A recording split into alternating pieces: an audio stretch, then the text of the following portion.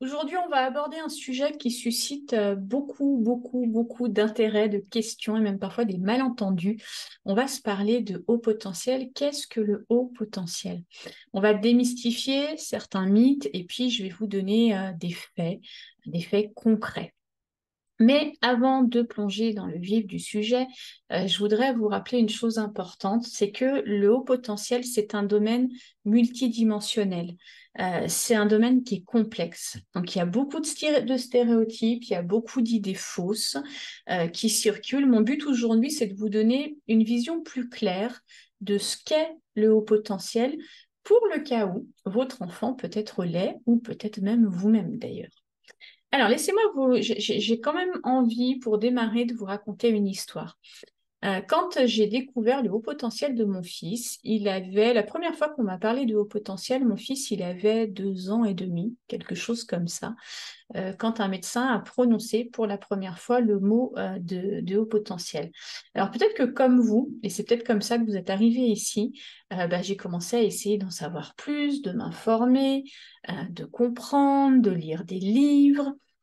J'avais surtout envie de comprendre ce que ça allait vouloir dire pour lui, dans sa vie, dans son épanouissement. Ça soulevait pas mal de questions autour de tout ça. Comme maman, hein, on se pose plein de questions quand on a une étiquette comme ça qui est posée sur son enfant. Et puis surtout, le double effet qui se coule de l'annonce du haut potentiel de mon fils, ça a été que j'ai découvert par la même occasion mon propre haut potentiel. Ça a mis du sens sur plein de choses, mais ça a été aussi un véritable tsunami. Et c'est surtout à cause de ce double effet qui se coule que les inquiétudes sont nées. Pourquoi? Parce que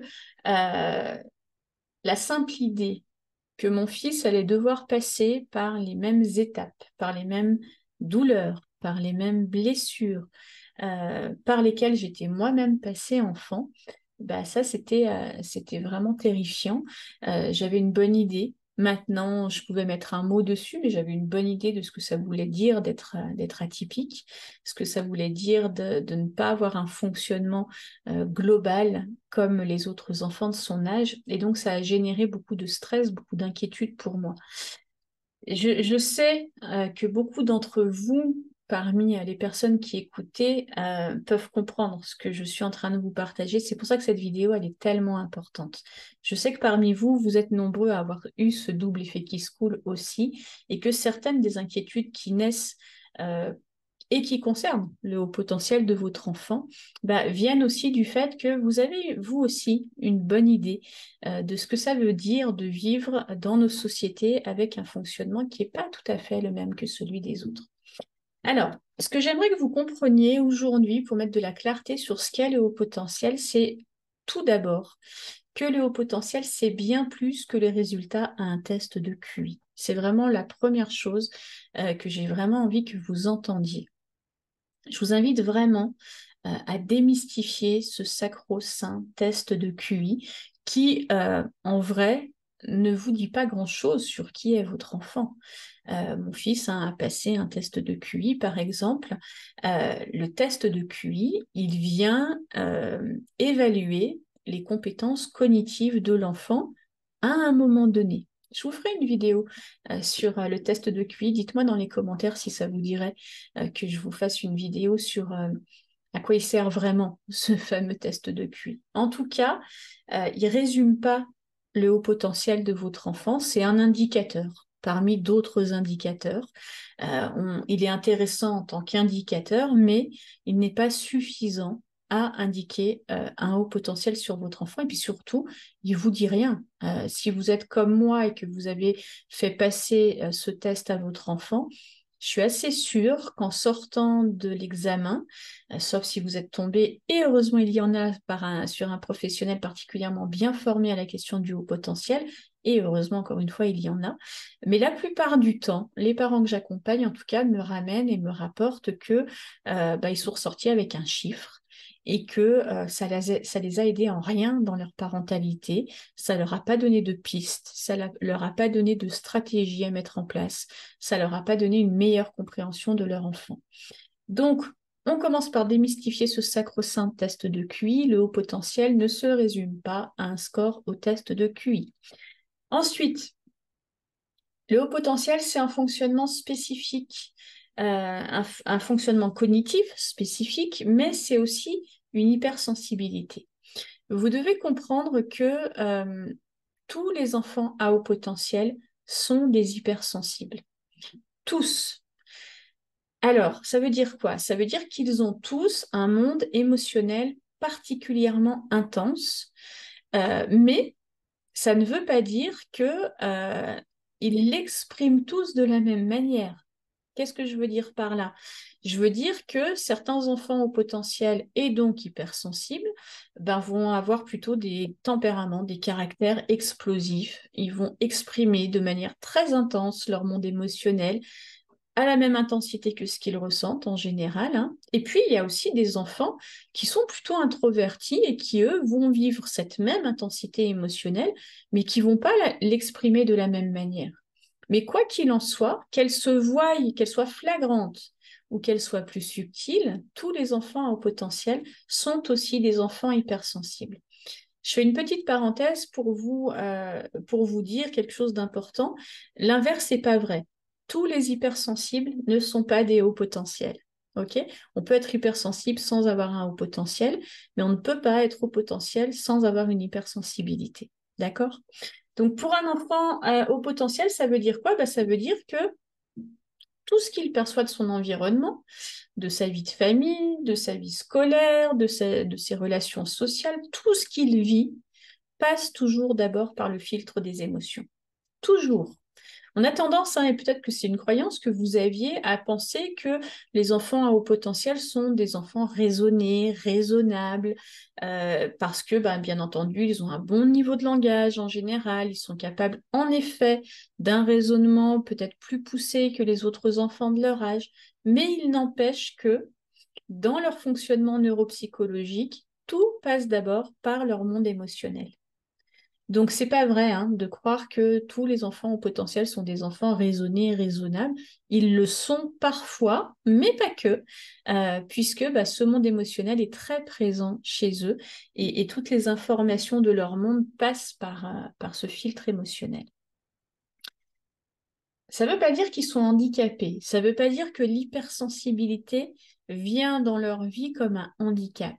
C'est vraiment quelque chose aussi à démystifier, une croyance à stopper à partir d'aujourd'hui.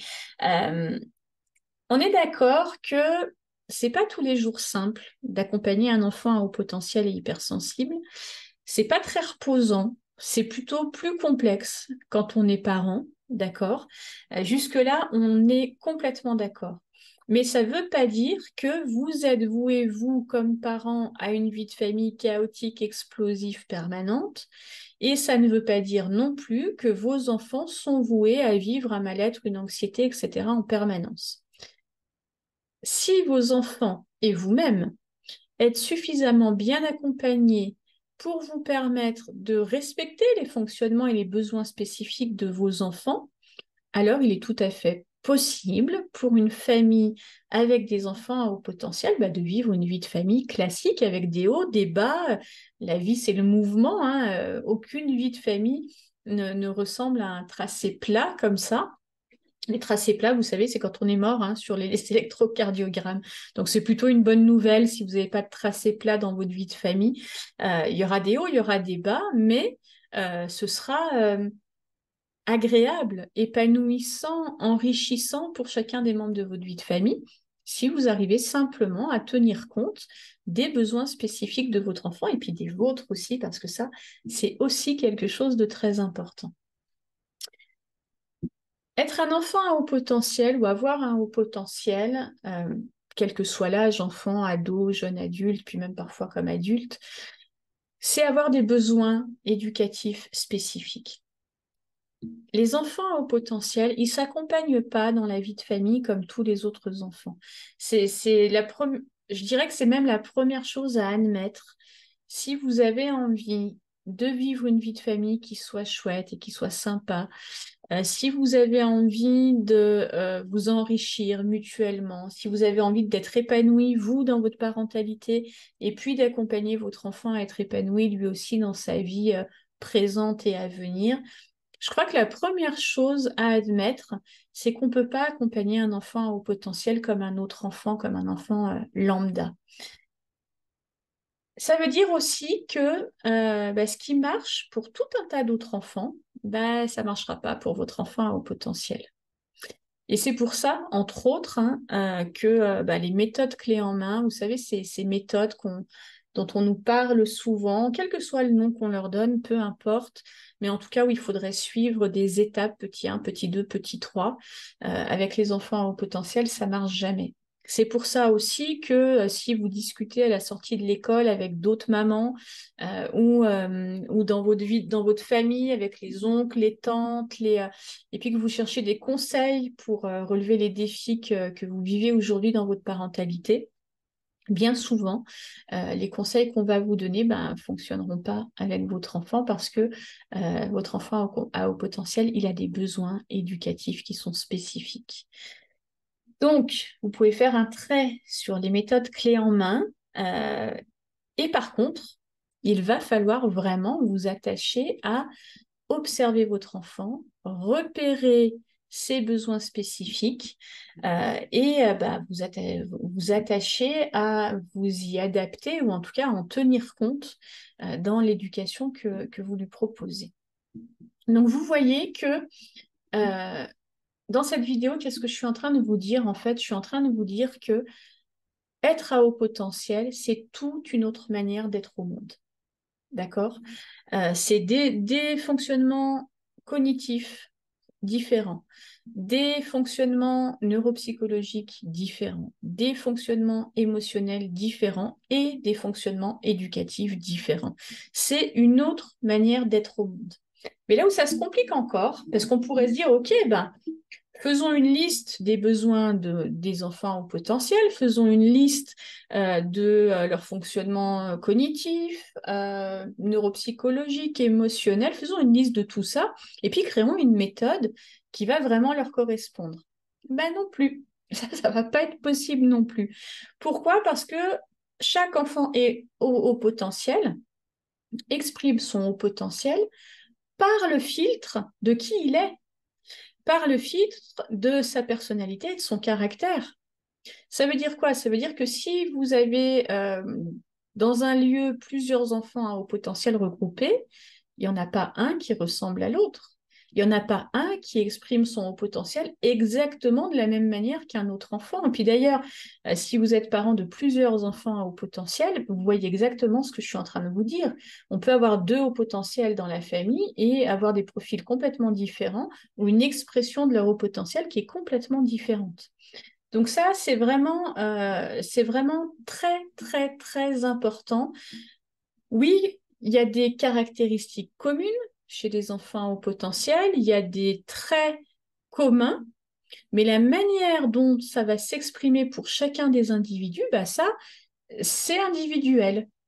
Donc ça veut dire que vous, comme parents, encore une fois, vous n'allez pas pouvoir compter sur des méthodes clés en main pour accompagner un enfant au potentiel, mais vous allez devoir trouver comment accompagner cet enfant-là avec sa manière à lui d'être à haut potentiel, avec les défis que ça génère pour lui. Les défis que le haut potentiel génère à mon fils ne sont pas les mêmes, par exemple, que ceux qui sont générés à sa grande cousine. Et ces défis ne sont pas les mêmes que ceux que j'ai connus, moi, enfant. On n'a pas la même personnalité, on n'a pas la même histoire, on n'a pas le même parcours, on n'a pas le même caractère. Et donc, le haut potentiel, c'est juste un truc en plus, mais qui passe aussi par le filtre de tout ça. OK?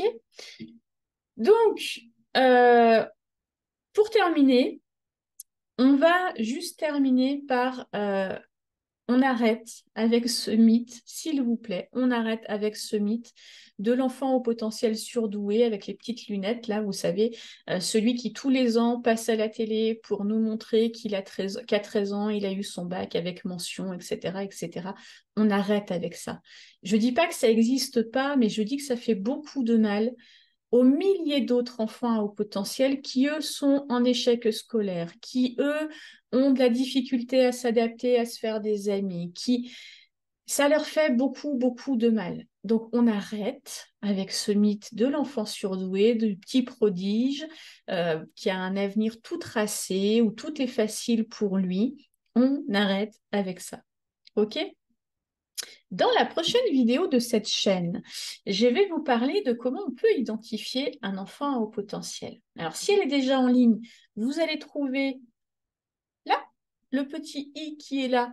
Vous allez pouvoir cliquer dessus pour continuer cette série pour mieux comprendre le haut potentiel et puis aller directement à la prochaine vidéo.